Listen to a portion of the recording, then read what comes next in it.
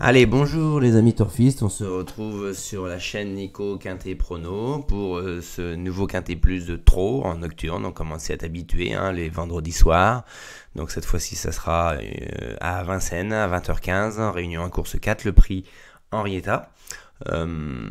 C'est une course de niveau D, dotée de 44 000 euros sur les 2100 mètres de la grande piste avec un départ à l'autostart pour mâles et hongres de 5 ans.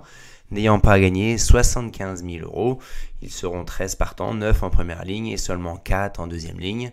On a un tout petit lot de 5 ans à la fois dans la quantité et la qualité, même si on peut voir quelques chevaux en devenir dans la liste des partants. On les a déjà vus dans les quintets de l'hiver, une ou deux fois on a eu cette génération-là. Ça n'a pas été toujours simple à pronostiquer. Là, c'est pas parce qu'ils sont 13 que ça paraît facile. On a beaucoup de possibilités, on a des incertitudes, on a un parcours certes qui va être sélectif, donc il va falloir être capable de prendre un bon départ, ne pas se mettre dans le rouge dans la descente, garder des forces dans la montée tout en la passant bien et après va être capable de finir sur la courte ligne droite de Vincennes. Et le lot est très homogène au niveau des gains puisque regardez en deuxième ligne le moins riche il est à 64 000 euros pour un plafond de gain à 75 000 euros. Donc on y va. Mes sélections, je poursuis, je continue à faire confiance au numéro 8, Hamilton Duham, qui est super en 2022. C'est un très bon finisseur. Pierrot Vercruysse commence à bien le connaître. Il sait très bien qu'il ne faut pas le brusquer au départ à l'autostart. Il faut le laisser venir. Et par contre, il a une qualité de finisseur qui est très belle en ce moment. Donc, dans ces conditions-là, il se doit de répéter et être au moins dans le tiercé. Ensuite, en cheval copain du quintet, je reprends le numéro 5, cheval de Thibaut Lamar, Affiez-nous, qui bénéficiera de la drive de Tony Le Belair. Il est très expérimenté à Vincennes. Il retrouve une ferrure avec laquelle il réussit parfaitement, 75% de réussite, plaqué des intérieurs, des ferrés, des postérieurs. Il a 16 parcours dans les jambes sur la grande piste, donc il la connaît bien. Les tracés de vitesse lui conviennent bien. Il a un record de 1:12,7. Il nous a déçus la dernière fois dans un quintet le 24 février. Il était un peu défraîchi. Depuis, son entraîneur l'a laissé reprendre un peu de fraîcheur. Il lui a fait une petite rentrée très sage. On sent vraiment que c'est la course visée pour lui.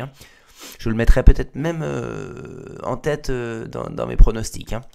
Le coquin, là j'ai voulu garder un cheval du premier échelon quand même, quand ils se tiennent de près comme ça, de la première ligne plutôt, il faut quand même avoir un bon parcours. C'est un cheval qui découvre Paris, qui nous vient du sud-ouest.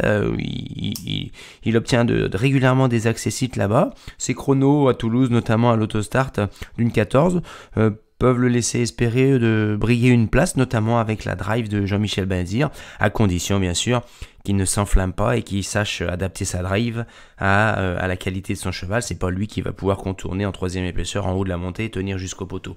Donc on peut y croire pour une belle cote à 20 contre 1 avec du JMB, c'est possible. Ensuite, là il n'y a aucun trompeur, aucun fantôme, je n'ai éliminé aucun cheval dans cette configuration là. Alors en formule de jeu combinée, on peut partir, donc comme je disais, je vais tenter le coup avec le 5 devant mon copain.